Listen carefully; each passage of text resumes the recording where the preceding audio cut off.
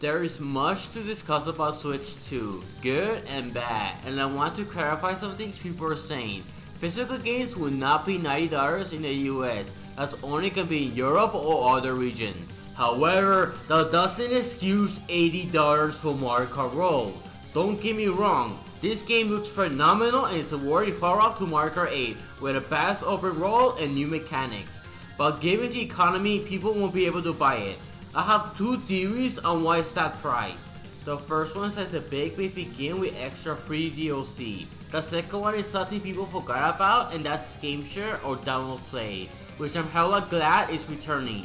You can use that feature locally or online using only one card. If it's used, you can play the entire game with many systems, since the game share will be used in a game like Mario 3D World, which previously had you buying separate copies to play online. Let's hope they listen to the complaints though. Another misconception is that physical cards no longer hold the entire game, which is untrue. There will be games, mainly Nintendo games, in the card. The only ones not having the whole game are the game keys, which give you access to a game. It's similar to those download card cases we saw on Switch 1, but you can resell or trade them. Games that are part of this are Bravely Default and Street Fighter 6.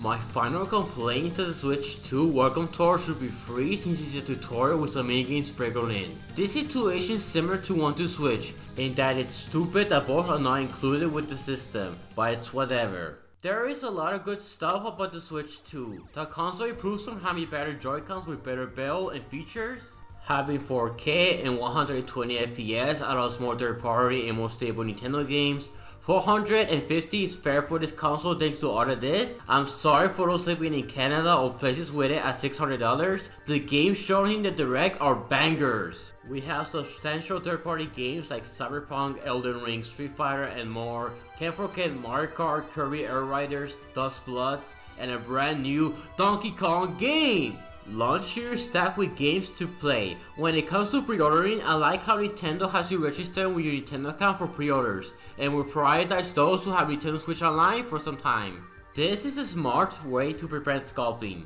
For the upgrade, some games won't get a Switch 2 version, but will get a free upgrade, which we don't know what it will be, but I guess improved FPS would be the thing. For games that get a Switch 2 version, I like that some of them include DLC or controls along with enhanced graphics and FPS. If you do not own these games, especially the old games, buy them second hand and then you can buy the upgrade fee, so you don't waste that much money. Game upgrades with DLC are $20 while the rest are $10. This is similar to how PlayStation upgraded some games for free, but you have to pay for other games. It would be nice for it to be free, mainly the $10 Zelda games upgrade, since other than the graphical upgrade, they add a neat Notes app. I would like to know if Breath of the Wild DLC is included with the upgrade. Luckily, you can get both solo upgrades for free with the NSO expansion pack. The expansion pack is also giving us GameCube. However, it's only on Switch 2 for some reason. At least we're getting new Vapor controllers, and it's good to see that there's no price increase to compensate for the Zelda upgrades and GameCube. I still think we're getting Metro Prime 2 and 3 remastered someday, since they were not shown here. The game chat is cool, but they should work on screen sharing cause that looks rough. The voice chat should be free though, even though the online cost ain't so bad.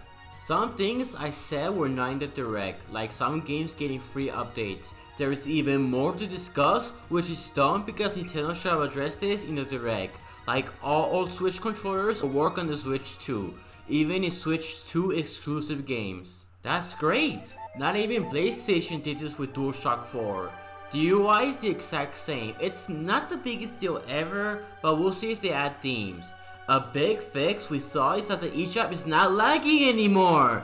Yay! The big one that was not mentioned was that only one game will not work on the new system, and that's Level VR. So everything else besides that will be playable on the Switch 2. That's awesome to see. In all honesty, I see a lot more positives than negatives here. They did improve everything on the Switch for the most part. It has new Nintendo games that people are excited about. Features like using old Switch controllers on Switch 2 games, mouse control, and more. Sure, some stuff could be done better, like better communication on a lot of stuff I mentioned. Upgrades are good to see for old Switch 1 games. The expansion pass is more justified with Zelda upgrades in GameCube. Unfortunately, the only main issue with the Switch 2 is the game price. Thanks to all of that, we see many people just not doing the research and spreading misinformation or doing a lot of rage bait online. I hate that, to be honest, because it shows people are drawn to be negative. I 100% understand why people are mad with the prices, and they should vote with their wallets if they want to make changes. Other than that, I say Switch 2 is worth Huh?